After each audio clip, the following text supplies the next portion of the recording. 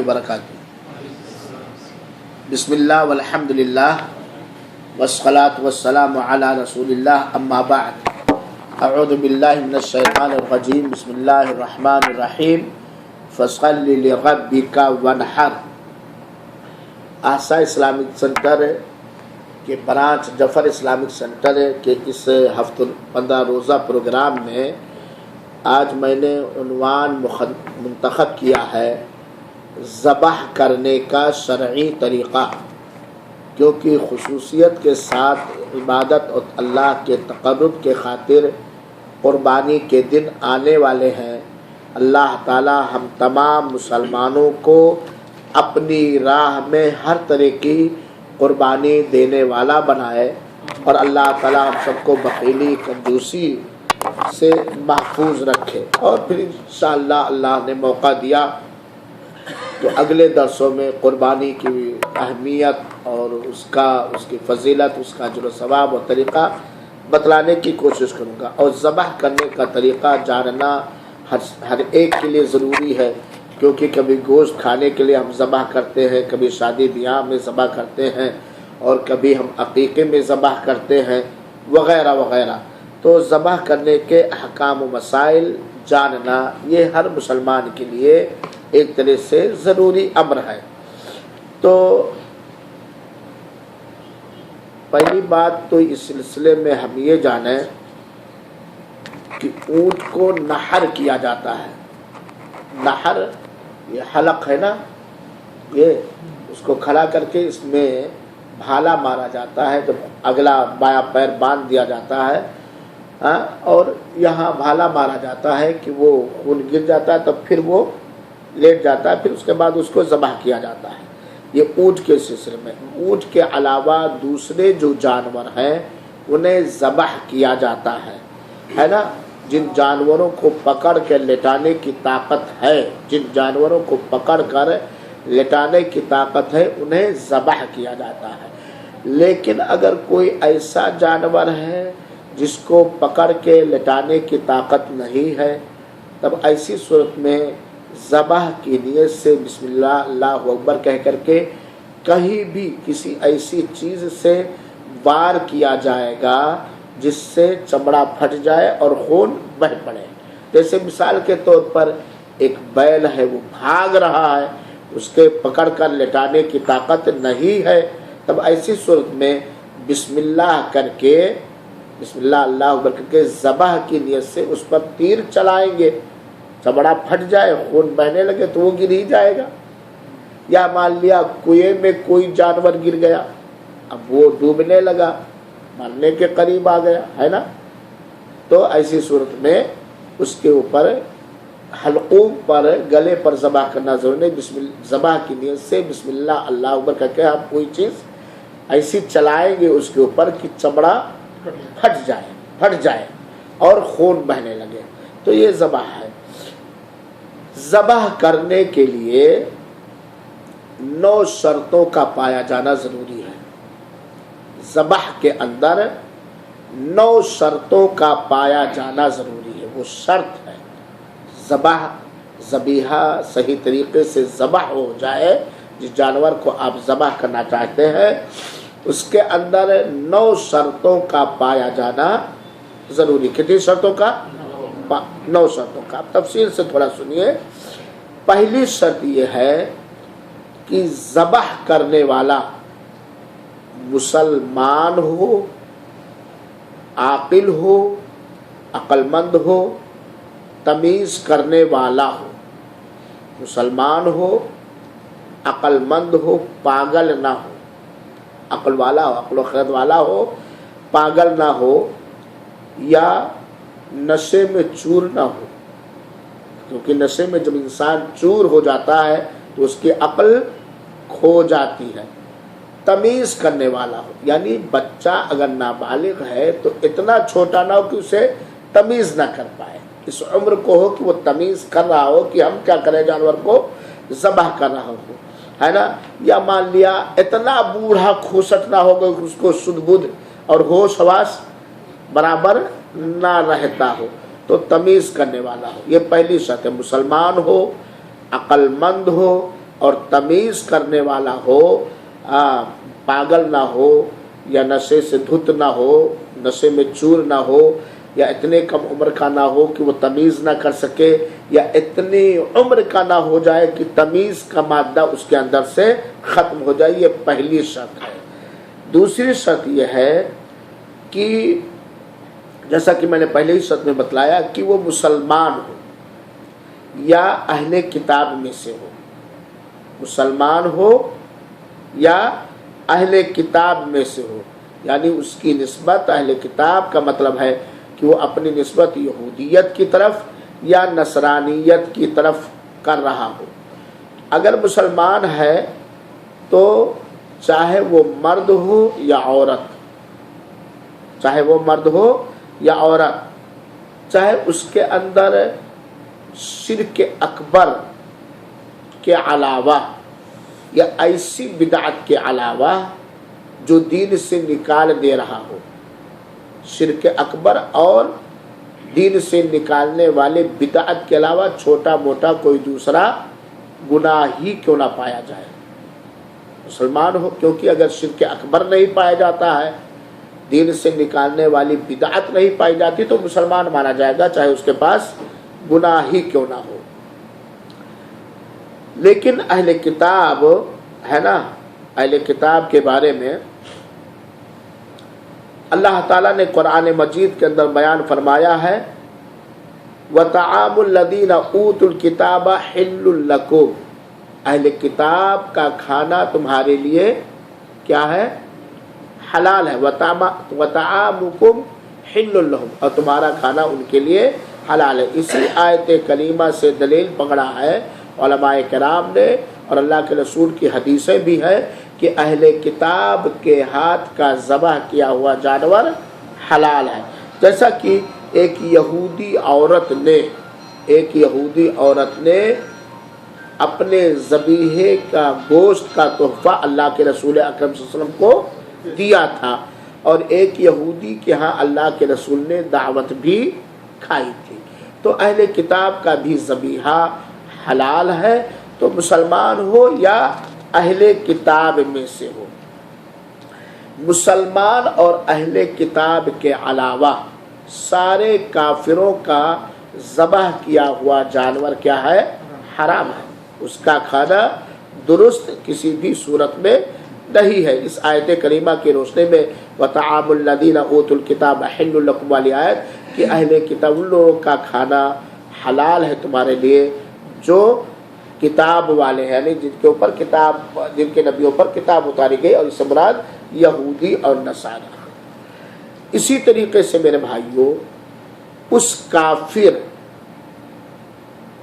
اور مشرک کا ذبیحہ حلال نہیں ہے جو بتوں کے لیے سجدہ کرتا ہے، جو بتوں کے لیے سجدہ کرتا ہو، یا اپنے آپ کو مسلمان کہتا ہے لیکن غیر اللہ سے دعائیں اور فریاد کرتا ہے۔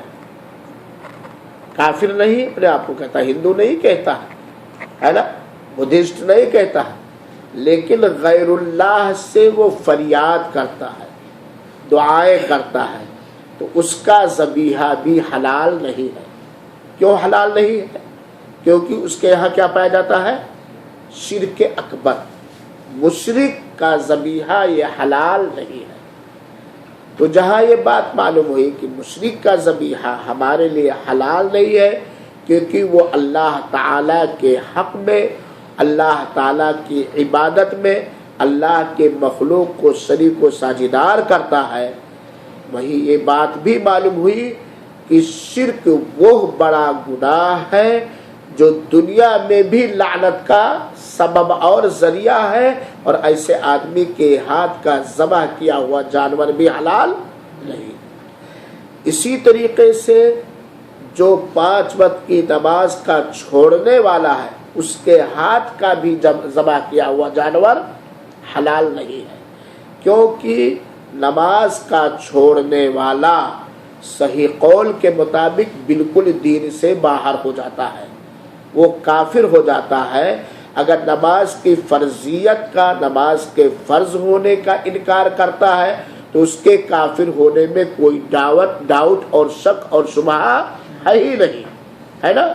لیکن اگر وہ فرضیت کا انکار نہیں کرتا ہے، پھر بھی سستی کی وجہ سے، لاپرواہی کی وجہ سے نماز کو اہمیت نہ دیتے ہوئے چھوڑ ہی رہا ہے، صرف جمعہ پڑھتا ہے، یا صرف جنازہ پڑھتا ہے، یا صرف عید اور بقرعید پڑھتا ہے، تو وہ آدمی کافر ہے میرے بھائیوں۔ قرآن کریم کی آیات سے اور حدیث رسول کے فرمان اور فرمودات سے یہی بات ثابت ہوتی۔ تو بے نمازی کے ہاتھ کا ذبح کیا ہوا جانور بھی یہ حلال نہیں ہے، حرام ہے۔ لہذا ہم نماز کے خود پابند بنیں اور نماز کے پابند غیر مشرک کے ہاتھ کا ذبح کیا ہوا ذبیحہ یا جانور کا گوشت کھائیں۔ اب دیکھیے بگڑے سماج ہمارے ہندوستان اور پاکستان اور بنگلہ دیش جیسے بگڑے سماج کے اندر کیسے ہم لوگ گوشت کھا پائیں گے؟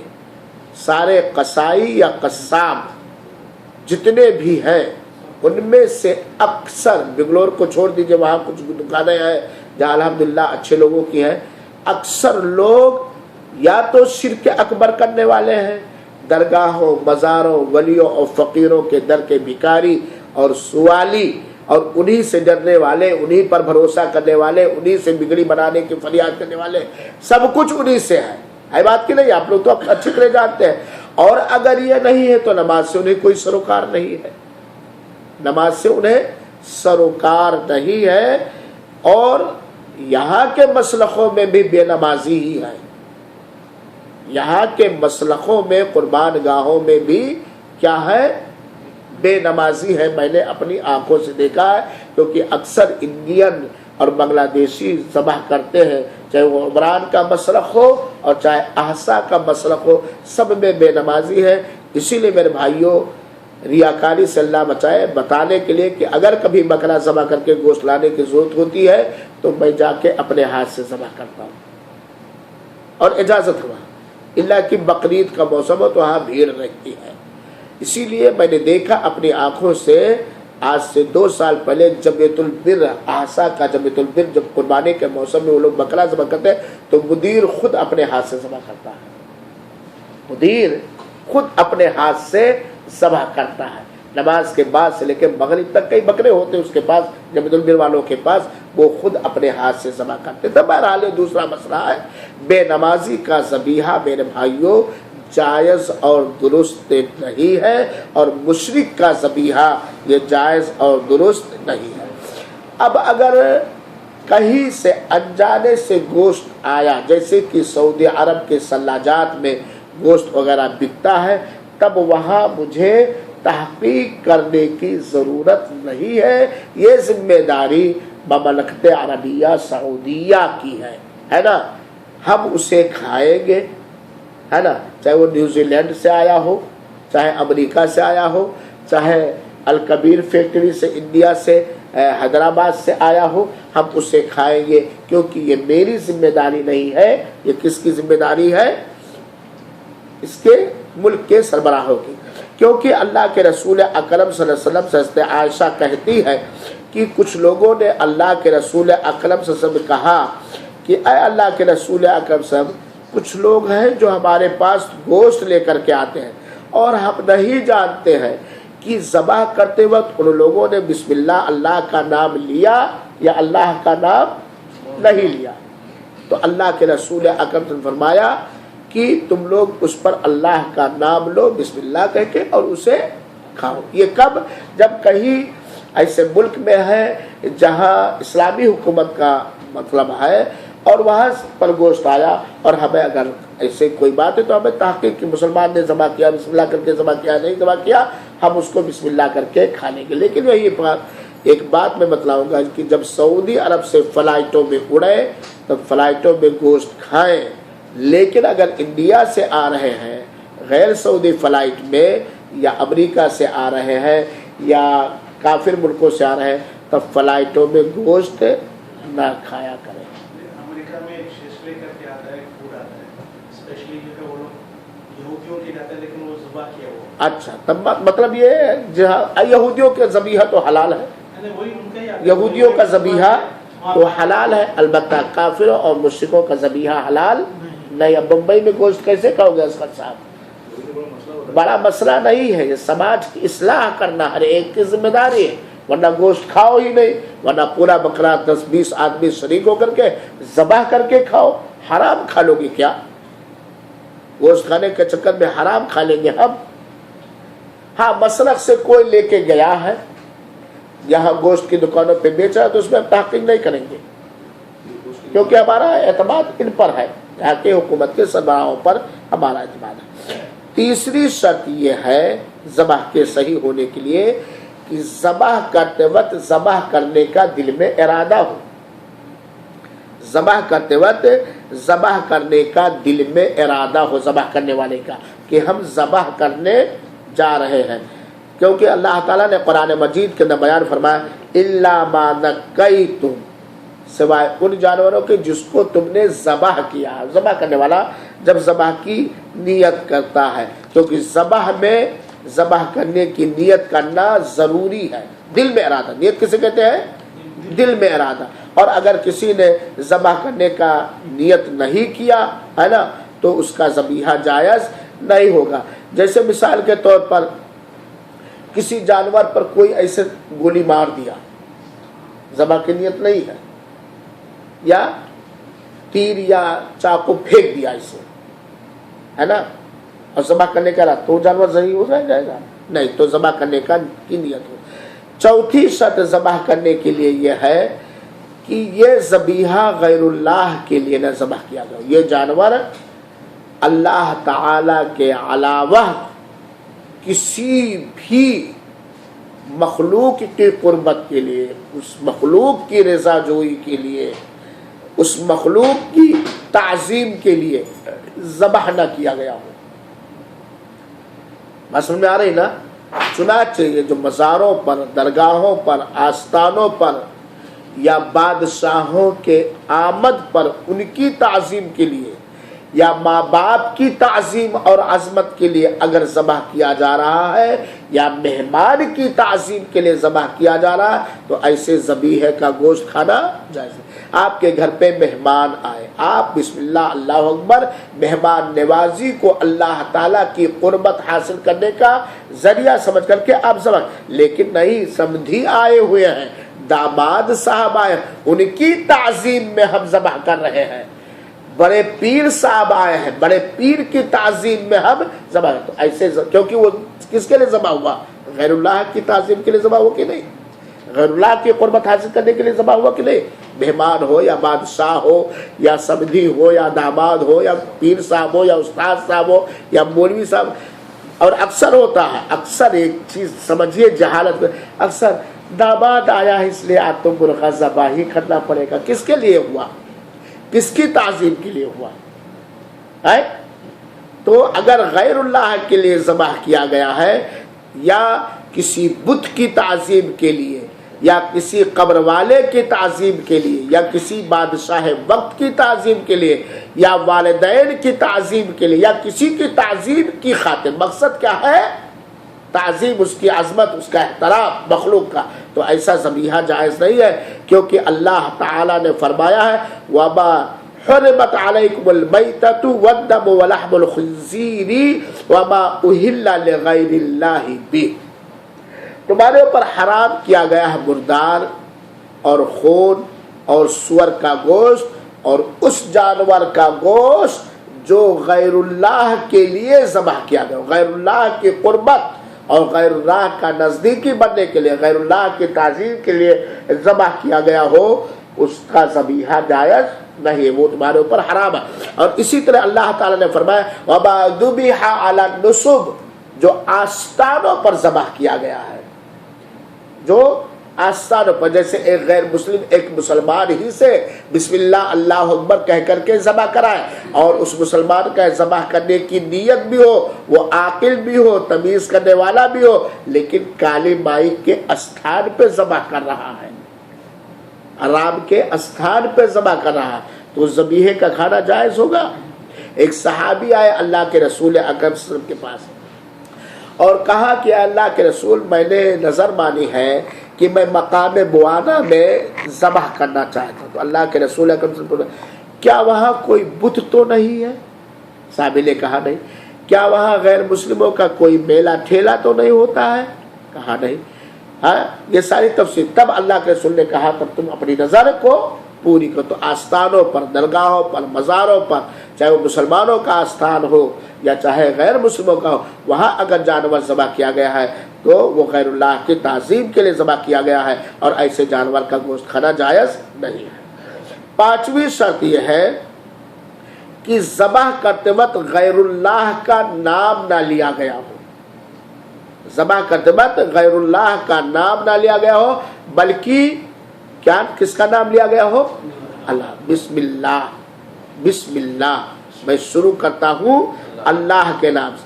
اب کوئی کہے بسم النبی، نبی کے نام سے، بسم جبریل، بسم ولی، بسم خواجہ، بسم دستگیر، بسم پیران پیر ہے، ان کے ناموں سے اگر ذبح کیا گیا تو خود سوچے میرے بھائیو، ذرا ٹھنڈے دل سے سوچے ہم اور آپ، یہ کس کے نام سے ذبح ہو رہا؟ کس کے نام سے؟ کس کے نام سے ذبح کرنا چاہیے بھائی؟ اللہ ہی کے نام سے نا. اللہ کے علاوہ کسی نبی یا فرشتے یا کسی بزرگ یا شریف یا کسی کے نام سے ذبح کرنا جائز ہے؟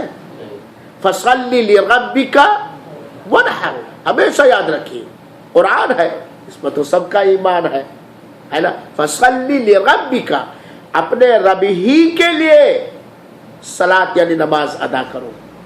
وَانْحَرْ، اور اپنے رب ہی کے لیے قربانی کرو، کیونکہ اللہ تعالیٰ نے صاف قرآن مجید کا بیان فرما دیا ہے کہ وہ جانور بھی تمہارے لیے حرام ہے، خنزیر جیسا. وما اہل لغیر اللہ بھی، جو غیر اللہ کے لیے ذبح کیا جائے، جو غیر اللہ کے لیے ذبح کیا جائے. تو ذبح کے اندر یہ پانچویں شرط ہے. میرے بھائیوں ساتھیوں، اللہ کے رسول اکرم صلی اللہ علیہ وسلم کی ایک حدیث ہمیشہ یاد رکھیے. شرک بڑا خطرناک امر ہے. اللہ کے رسول اکرم نے فرمایا من عمل عملا، جس نے کوئی بھی عمل کیا، کوئی بھی کردار ادا کیا، کوئی بھی رول ادا کیا، اشرک فیہ معی غیری، اس کردار کے اندر، اس عمل کے اندر میرے ساتھ میرے علاوہ کو شریک کیا. یا یہ نہیں کہا میرے ساتھ ولیوں کے علاوہ کو شریک کیا، میرے ساتھ فرشتوں کے علاوہ کو شریک کیا، میرے ساتھ نبیوں کے علاوہ کو شریک کیا، میرے ساتھ خواجاؤں کے علاوہ کو شریک کیا، میرے ساتھ دستگیروں کے علاوہ کو. اللہ کے رسول کی حدیث سنو کہ من عمل عملا، جس نے کوئی بھی عمل یا کوئی بھی کردار ادا کیا، اس عمل کے اندر، اس کردار کے اندر میرے ساتھ میرے علاوہ کو شریک کیا. کس کے ساتھ بھائی؟ عبادت کس کے لیے ہوگی؟ جس نے ہمیں پیدا فرمایا ہے، اسی کے لیے خالص عبادت ہوگی نا. قل ان صلاتي ونسكي ومحياي ومماتي لله رب العالمين لا شريك له. اے نبی پاک صاحب کہہ دیجئے ان صلاتي، میری نماز، ونسكي، میری قربانیاں یا میری ساری عبادتیں، میری زندگی کے سارے معاملات، میرے موت کے بعد کے سارے معاملات للہ، کس کے لیے ہے؟ کس کے لیے ہے؟ یہاں اللہ نے کہا للہ ولی محمد، اللہ کے لیے محمد کے لیے نہیں کہا نا. اللہ کے لیے ابراہیم کے لیے، اللہ کے لیے یوسف کے لیے، اللہ کے لیے اسماعیل علیہ السلام نہیں کہا نا. للہ، اللہ تعالی لا شریک لہ. ہاں اللہ تعالی نے ڈبل تاکید کیا کہ یہ سارے کام، نماز اور قربانیاں اور ذبیحے اور زندگی اور موت کے سارے معاملات کس کے لیے ہے؟ ہمارا مرنا بھی اللہ کے لیے، ہمارا جینا بھی اللہ کے لیے. اور پھر آگے نے بتلا دیا کہ اے میرے بندو، جس اللہ پر تم ایمان لائے ہو اس کا کوئی شریک نہیں ہے. لا شریک لہ، لا شریک لہ، اس کا کوئی شریک اور ساجدار اس کے کسی بھی کام میں، اس کے کسی بھی معاملے میں کوئی اس کا شریک و ساجدار واضح اللہ تعالیٰ نے فرما دیا بھائی. اب لوگوں کے سمجھ میں نہ آئے تو کوئی کیا کرے. شرک کو دوسرا کپڑا پہنا دیا جائے, شرک کو دوسرے انداز سے سجا کر کے اس کو عبادت بنایا جائے, تو یہ ان کے چیز کے لا شریک اللہ مانے نہیں, شریک مانے پارٹنر, بھاگیدار, حصہ دار کسی بھی چیز میں. بھائی آپ نے گاڑی خریدی, کوئی آپ کا شریک اس گاڑی نہیں, کوئی نہیں, میں نے اپنے پیسے سے خریدی ہے, بات کی نہیں, یہ تو ہر ایک جانتا ہے. تو اللہ کے رسول فرماتے کہ اللہ تعالیٰ طلب تو میں اس کو بھی چھوڑ دوں گا. کس کو؟ جس نے میرے ساتھ اپنے کسی عبادت میں, اپنے کسی عمل میں, کردار میں میری مخلوق میں سے کسی کو شریک کیا, اور اس کے شرک کو میں چھوڑ دھتکار دوں گا, بھگا دوں گا اس کو, کیونکہ اللہ باغیرت ہے. اللہ کی غیرت اللہ کی توحید ہے. اللہ کی غیرت اگر کوئی چاک کرے گا, اللہ کی عزت کوئی چاک کرے گا, تو اللہ اسے معاف کرنے والا نہیں ہے اگر وہ شرک اکبر کو لے کر گیا ہے. میرے بھائیو سے ذبح کرنے کی چھٹی شرط یہ ہے کہ ذبح کرتے وقت اللہ کا نام لیا جائے, بسم اللہ کہا جائے, کیونکہ اللہ تعالیٰ نے قرآن مجید میں فرمایا فَقُلُوا مِمَّا ذُكِرَ اسْمُ اللَّهِ عَلَيْهِ إِن كُنتُم بِآيَاتِهِ مُؤْمِنِينَ, کہ تم ان جانوروں کو کھاؤ جن پر اللہ کا نام لیا گیا ہے, جن پر اللہ کا نام, یعنی کیا کہا گیا ہے؟ بسم اللہ. اب اگر کوئی, اور اللہ کے رسول اکرم صلی اللہ علیہ وسلم نے ایک حدیث کے اندر بیان فرمایا ما انہر الدم, جس سے خون بہ جائے, وذکر اسم اللہ علیہ, اور اس جانور پر اللہ کا نام بھی ذکر کیا, خون بہ جائے, چوٹ سے نہ مرا ہو, یعنی چمڑا یا گلا اس کا پھٹا ہو, پھٹے گا چمڑا تبھی تو خون بہے گا, خون بہا ہو اور اس پر اللہ کا نام لیا گیا ہو, ایسے جانوروں کو کھائیں. یہ بخاری شریف کی روایت ہے, اور اس طرح کی بہت ساری حدیثیں ہیں میرے بھائیوں. اب اگر کوئی شخص بھول کے بسم اللہ نہیں کہا, ذبح کر دیا جلدی جلدی میں, بسم اللہ نہیں کہا, تو اس جانور کا کھانا جائز نہیں ہوگا. چاہے جان بوجھ کر بسم اللہ نہ کہے, یا بھول کر بسم اللہ نہ کہے, یا جہالت کی وجہ سے, نادانی کی وجہ سے بسم اللہ نہ کہے, ایسے آدمی کے ذبح کیے ہوئے جانور کا گوشت کھانا جائز نہیں, کیونکہ اس نے اللہ کا نام ہی نہیں, اس نے اللہ کا نام نہیں. اچھا, اب آپ مرغا اپنے گھر پہ ذبح کریں تو بسم اللہ کہنا ضروری ہے؟ ہاں, بسم اللہ کہنا ضروری. اچھا, مچھلی اپنے گھر پہ ذبح کرتے ہیں تو بسم اللہ کہنا ضروری ہے؟ ہاں, اس لیے کہ مچھلی ذبح کی جاتی ہے. اس لیے میں بتلا رہا, میں نے اس مسئلے کو یہ چھیڑا کہ بہت سارے لوگ مچھلیوں کو بھی ذبح کرتے ہیں اور کہتے ہیں مردہ مچھلی حلال نہیں ہے, اس کو بھی ذبح کرتے ہیں. حالانکہ اللہ کے رسول اکرم صلی اللہ علیہ وسلم کا فرمان مبارک ہے احلت لنا میتتان و دمان, ہمارے لیے دو خون حلال ہے, کلیجی اور تلی ہے نا, اور دو مردار حرام ہے, ٹڈی اور یہ مچھلی. دو مردار حلال ہے, ٹڈی اور مچھلی. تو بہرحال احل لنا میتتان و دمان فاما المیتتان فالجراد والحوت, دو مردے جو حلال ہیں وہ ٹڈی, ایک پرندہ ہوتا ہے بوکے کی طرح ہے نا, اور دوسرا کیا الحوت, حوت کے معنی مچھلی ہے نا. تو میرے بھائیو اب یہاں ایک مسئلہ اور ہے. ٹھیک ہے, ذبح کرنے والا مسلمان ہے, ذبح کرنے کی اس نے نیت کیا, عاقل بھی ممیز بھی ہے, لیکن وہ گونگا ہے, وہ تو بسم اللہ زبان سے نہیں کہہ پائے گا, تو کیا اس کا ذبیحہ جائز ہے؟ ہاں, اگر اس نے اس طرح کی کوئی اشارہ کیا جس سے آپ کو اندازہ ہو گیا کہ بسم اللہ کہہ رہا ہے, تب اس کا ذبح کیا ہوا جانور حلال ہو جائے گا, کیونکہ زبان سے وہ بسم اللہ کہنے کی طاقت ہی نہیں رکھتا ہے. اور اللہ تعالیٰ نے حکم دیا فاتقوا اللہ ما استطعتم, جتنا تم اللہ تعالیٰ سے ڈر سکتے ہو اتنا اللہ تعالیٰ سے ڈرو.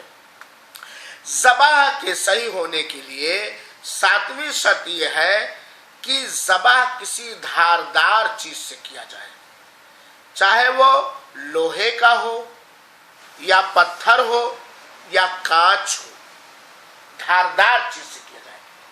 وہ ہڈی نہ ہو اور ناخن نہ ہو. وہ دھاردار چیز کیا ہو؟ ہڈی نہ ہو اور ناخن نہ ہو. دھاردار چیز سے اسے ذبح کیا جائے گا، چاہے وہ دھاردار پتھر ہی کیوں نہ ہو، یا دھاردار کوئی کانچ ہی کیوں نہ ہو، یا دھاردار کوئی چاقو یا چھری یا بلٹ ہی کیوں نہ ہو. دھاردار چیز سے ذبح کیا جائے. کیونکہ اپنے حدیث بیان کیا ہے کہ اللہ کے رسول اکرم صلی اللہ علیہ وسلم نے فرمایا ہے کہ جس سے خون بہ جائے اور اس پر اللہ کا نام لیا جائے تو اسے کھاؤ. اور آگے اللہ کے رسول نے فرمایا معلوم یکن سنن او ظفرن، جب تک کہ وہ دانت نہ ہو یا ناخن نہ ہو. دانت سے ذبح کرنا اللہ کے رسول نے منع کیا ہے، ناخن سے ذبح کرنا اللہ ہے دانت دھاردار کانٹوں سے منع کٹ جائے گا، لیکن اللہ کے رسول نے اس سے منع کیا ہے. ناخن اگر کسی کا ہو بڑا تو ہو سکتا ہے 2 دن کا کبوتر کا بچہ کا چمڑا اس سے کٹ جائے، ہے نا. تو ناخن اور دانت سے ذبح کیا ہوا جانور کا کھانا جائز نہیں، بلکہ اس کے علاوہ کانچ ہے، دھاری دار پتھر ہے، بلٹ ہے، چاقو ہے، اس سے ذبح کیا جائے گا. اللہ کے رسول اکرم صلی اللہ علیہ وسلم نے بتلایا کہ دانت سے کیوں نہ ذبح کیا جائے گا. کہا کہ یہ دانت ہڈی ہے اور ناخن یہ حبشہ والوں کی چھری ہے، حبشہ والوں کی چھری ہے. تو بہرحال دانت سے اور ناخن سے ذبح کرنا یہ جائز نہیں. پتھر سے ذبح کرنے کی دلیل سن لیجئے، جس کے اندر ایک اور دلیل بھی ہے کہ عورت بھی ذبح کر سکتی ہے. ہمارے یہاں کے مولوی صاحبان کیا کہتے ہیں، نہیں عورت ذبح رات میں ذبح نہ کرو اور عورت ذبح نہ کرے. رات میں بھی ذبح کرنے سے منع کرتے ہیں، حالانکہ رات میں بھی ذبح کرنا بالکل جائز اور درست اور مناسب ہے. آپ اپنی مشغولیت کے حساب سے جیسا آپ کے لیے وقت ہو، جس میں آپ کے لیے آسانی ہو. اور وہ روایت جس کے اندر ہے کہ اللہ کے رسول نے تمہیں رات میں ذبح کرنے سے منع فرمایا، وہ روایت صحیح نہیں ہے، ضعیف، اور کچھ لوگوں نے اس کو من گھڑت کہا ہے. اور جب وہ روایت صحیح نہیں، وہ حدیث صحیح سے دلیل نہیں پکڑی جائے گی. سنو، اللہ حضرت کعب بن مالک رضی اللہ عنہ کے پاس ایک لونڈی تھی، باندھی، جو ان کی بکریوں کو چرایا کرتی تھی. تو اس نے ایک دن دیکھا کہ ایک بکری موت کے قریب ہے، مرنے کے قریب ہے. محسوس کیا کہ بکری مر جائے گی. تو اس نے ایک پتھر توڑا اور پھر اسی پتھر سے اس نے ذبح کر دیا. پتھر توڑا اور پتھر سے اس نے کیا کیا؟ ذبح کر دیا. پھر اس کے بعد لوگوں نے اس بات کو اللہ کے رسول اکرم صلی اللہ علیہ وسلم سے ذکر کیا. یہ لونڈی کیا تھی؟ مسلمان ذکر کیا. تو اللہ کے رسول نے کہا کلوہا، اسے کھاؤ، اسے کھاؤ. تو کیا پتا چلا اس سے؟ 2 بات کہ پتھر اگر دھاردار ہے تو اسے بھی ذبح کرنا جائز ہے. اور دوسری اہم بات کیا معلوم ہوئی؟ عورت بھی ذبح کر سکتی ہے. کیوں عورت کو ذبح کرنے سے ہم روکے؟ وہ مسلمان نہیں ہے. بلکہ میں تو کہیں کہیں کہہ دیتا ہوں کہ عورتوں کو اور زیادہ ذبح کرنے والا بنانا چاہیے، جو اپنے دشمنوں کو ذبح کر سکے، ہے کہ نہیں؟ دلیر بنانا چاہیے، بہادر بنانا چاہیے، ہے بات. اور جس چیز کی اجازت اسلام نے دی ہے، آخر عورتوں کے ساتھ لوگوں کی اتنی تنگ نظری کیوں ہے؟ انہیں مسجد میں نہ جانے دو، انہیں عید پڑھنے نہ جانے دو، انہیں ذبح نہ کرنے دو، انہیں کسی چیز کا مالک نہ بناؤ، ان سے کسی چیز میں مشورہ نہ لو. سارے اپنے جسمانی لذت حاصل کرنے کے لیے سب کچھ حق لے لیتے ہیں، اور جہاں شریعت اسلامیہ نے اسے حق اور اختیار اور آزادی دیا ہے وہاں کنجوسی اور بخیلی کرتے ہیں. تو عورت بھی ذبح کر سکتی ہے اور دھاردار چیز سے ذبح کر سکتے ہیں. میرے بھائیو اور ساتھیو، 8ویں شرط یہ ہے کہ ذبح کرتے وقت خون کا بہنا ضروری ہے. ذبح کرتے وقت خون کا بہنا ضروری ہے. ایسی چیز سے ہم ذبح کریں جس سے خون بہ جائے، کیونکہ اللہ کے رسول اکرم صلی اللہ علیہ وسلم نے فرمایا ہے ما انہر الدم وذکر اسم اللہ علیہ فکلوا، جو خون بہا دے اور اس پر اللہ کا نام لیا گیا اسے کھاؤ. اب جیسا کہ میں نے بتلایا کہ کوئی ایسا جانور جو بھاگ رہا ہے اس کو آپ پکڑ کے لٹا کر کے ذبح نہیں کر سکتے، لیکن کسی ایسی چیز سے بسم اللہ اللہ اکبر کہہ کر کے ذبح کی نیت سے بسم اللہ اللہ اکبر کہہ کر کے کسی نے گولی چلائی بندوق کی، اور گولی لگی اور پھاڑ دیا. پھاڑے گا تو خود بہے گا کہ نہیں بہے گا؟ اس جانور کا کھانا جائز ہے کہ نہیں جائز ہے؟ اس جانور سب یہ کہ 2 دن کے بعد وہ جانور نہ ملا ہو، کنویں میں گر کے وہ جانور نہ ملا. آپ نے مارا گولی اور جا کے کنویں میں گر گیا. اب ایسے جانور کا گر کے کنویں میں گر کے مرا، اگرچہ آپ نے بسم اللہ کہہ کے گولی چلائی، ذبح کے نیت سے گولی چلائی، لیکن جا کے کہاں مرا؟ کنویں میں. کیا پتا ڈوب کے مرا کہ آپ کے چمڑے پھٹنے کی وجہ سے مرا. تو ایسے جانور کو نہیں کھا. یا 3 دن کے بعد گنے کے کھیت میں ملا، تو کیا پتا کسی جانور کے حملے سے مرا ہے کہ گولی.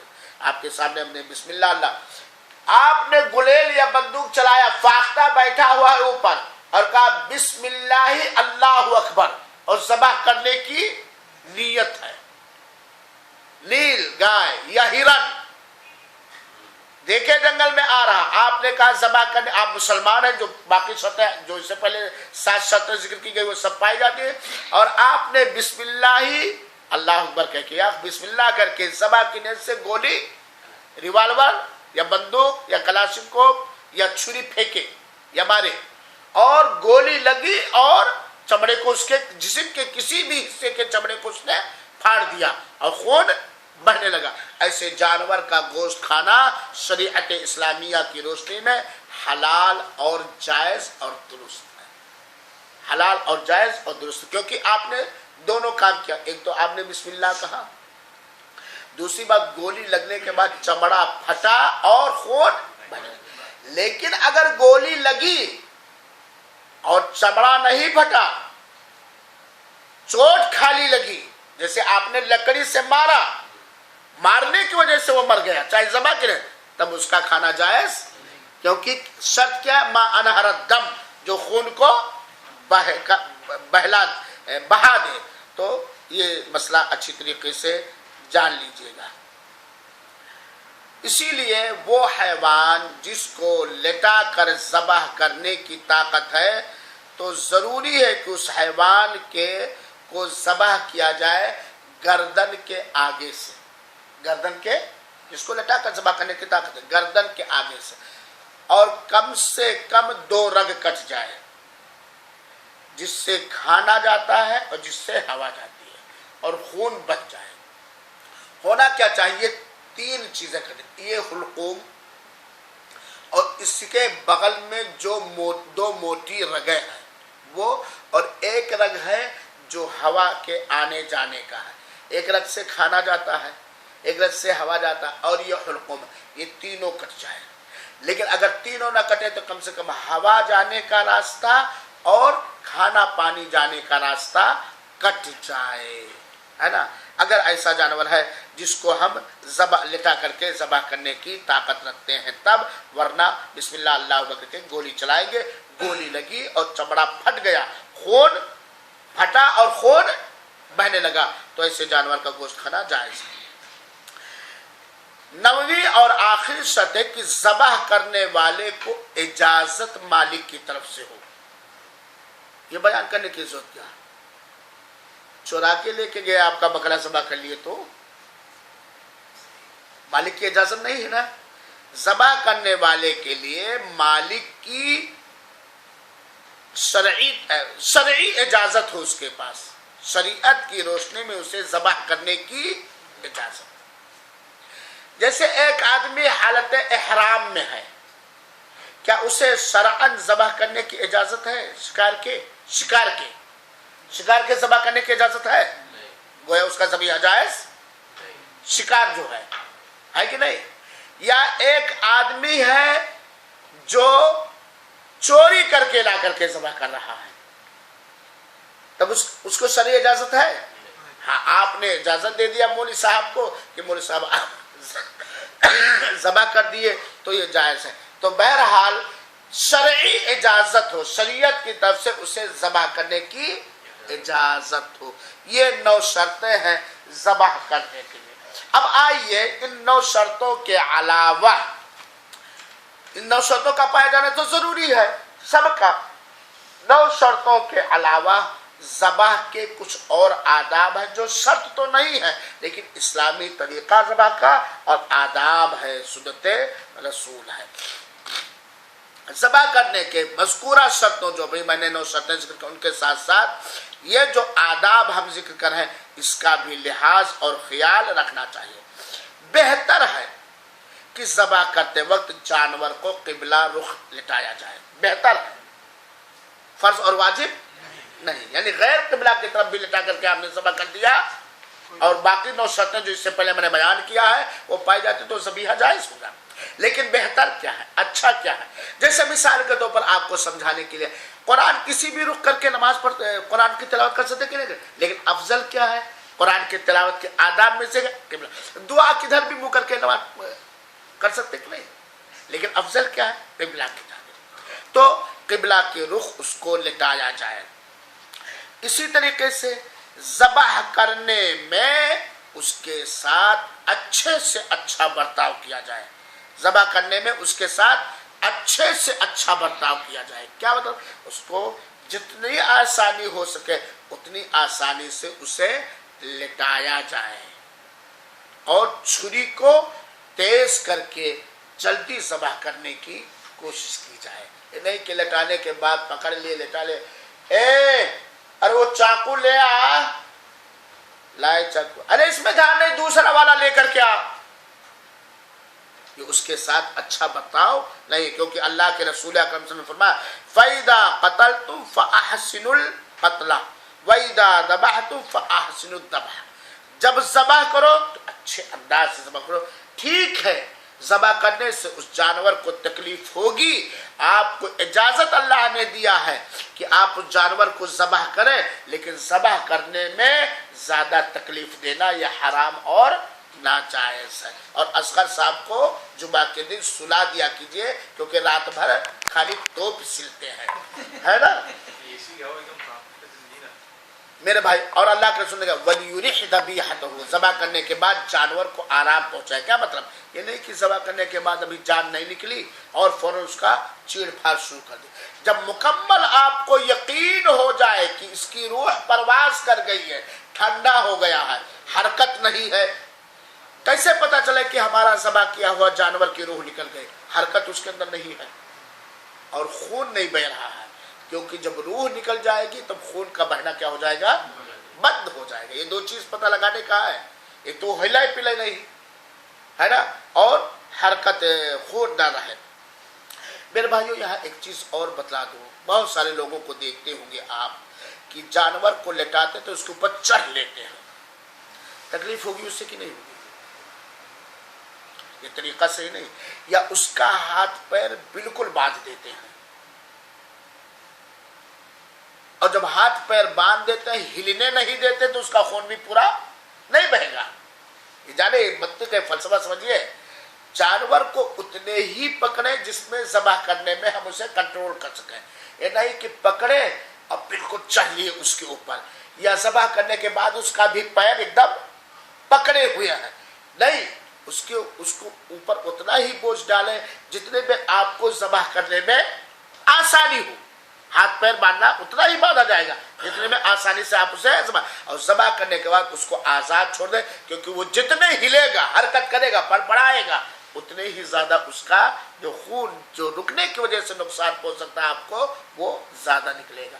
और जब ज़बह एकदम हो जाए, यकीन हो जाए कि इसकी जान निकल गई है, और उसके जान निकलने की यकीन की सूरत 2 है, या तो खून बहना बंद हो जाए या फिर फड़फड़ाना, हरकत करना बंद हो जाए, तब उसके बाद उसका खाल और उसकी चमड़ी वगैरह निकालने की कोशिश करें। ऊँट को नहर किया जाएगा, यानी ऊँट को खड़ा करके और यहाँ नेज़ा मारा जाएगा, बाया पैर बांध दिया जाएगा, बाया पैर को पीछे वाले पैर से लेकर के बांध दिया जाएगा और ऐसे नहर किया जाएगा। जब खून बह जाएगा तो वो गिर जाएगा, उसके बाद ज़बह किया जाएगा। और इसके अलावा जानवरों को क्या किया जाएगा, ज़बह किया जाएगा आगे। और अगर कोई ऐसा जानवर है जिस पर कंट्रोल नामुमकिन है तो बिस्मिल्लाह अल्लाहु अकबर कहकर किसी चीज़ के ज़रिए उसके ऊपर वार किया जाएगा। और मैंने बतलाया कि ज़बह करने में कम से कम 2 आज़ू का कटना ज़रूरी है।